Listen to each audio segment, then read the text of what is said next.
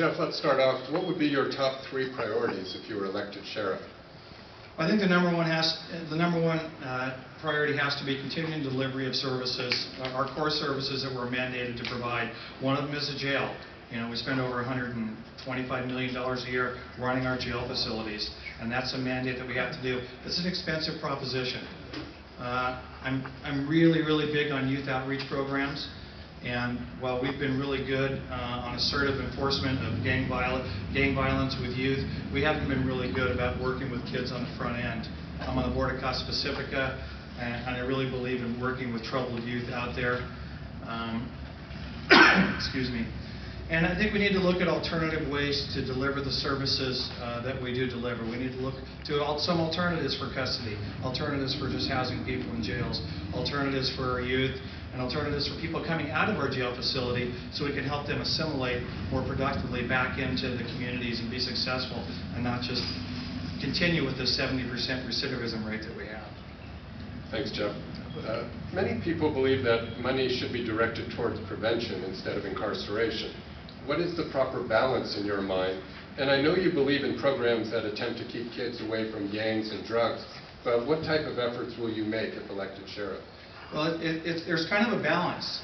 We had 2 homicide convictions in the past 2 days, one for somebody trying to cut a little girl's throat and stabbing the father, and another one for a subject went in a multiple shooting.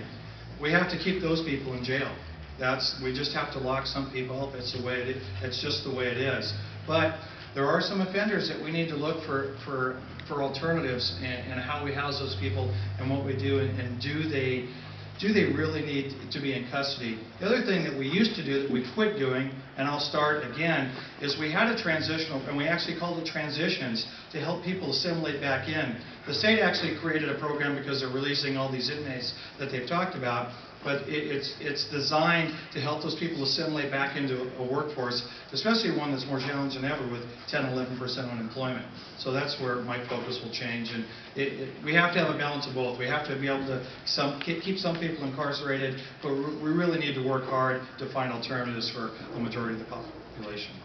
And Geoff and the other candidates, we'll cut you some slack on the time because it's not a debate. So feel free to finish your thoughts and inform everyone. Chuck said, please stop, so I was trying to listen to it. And I left my gun in the car, so I don't have any. Just a reminder, I'm looking for question cards. If you have one, just raise your hand.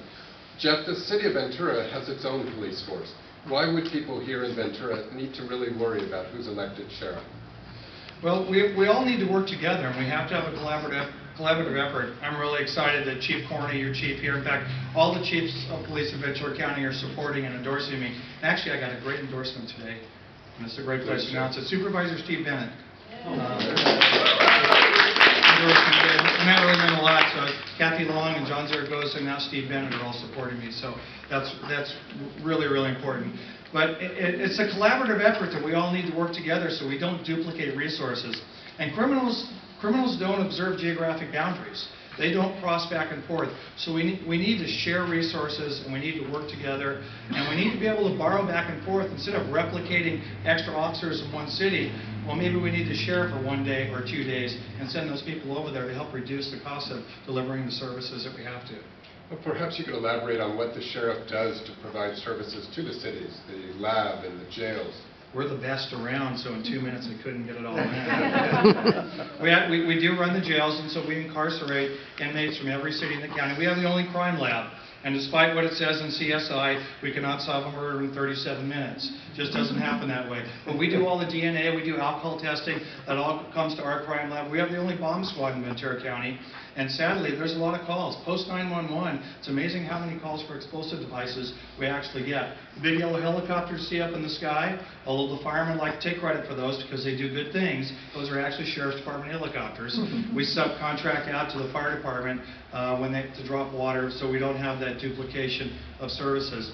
We're also the disaster coordinator for the entire county.